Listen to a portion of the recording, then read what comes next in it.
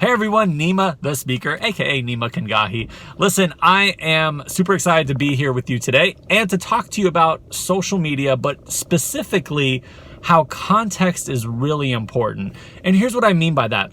Let's use the example of baking cookies, right? A lot of people will sometimes make the mistake of posting things on a certain platform where it doesn't really belong because the context in which it's shared. So here's my example. Let's say I want to post a video about baking cookies. Well, the most logical app for that would be Facebook, right? I would go onto Facebook, post the whole video, and you could see me baking the cookies, and you could see the cookies come out of the oven, and then me eating the cookie, and that's probably what Facebook is good for. If you saw that on Facebook, you'd be like, yeah, that makes sense on Facebook. Now, on Instagram, if I posted that whole video, one, I couldn't fit the whole video on Instagram. They did that on purpose.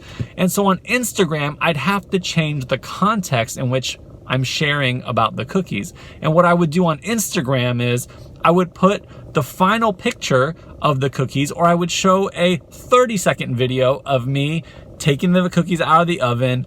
It's really hot and I taste one. I'm like, oh, that's so good. Because on Instagram, you want to do something quick that catches someone's eye and then people are gone, right? So that's the context in which I would share cookies on Facebook and then Instagram. Now, what about LinkedIn? You're like, well, Nima, how would you share cookies or a recipe on LinkedIn? That would never really fly, but it would in the right context. You know how you would do it?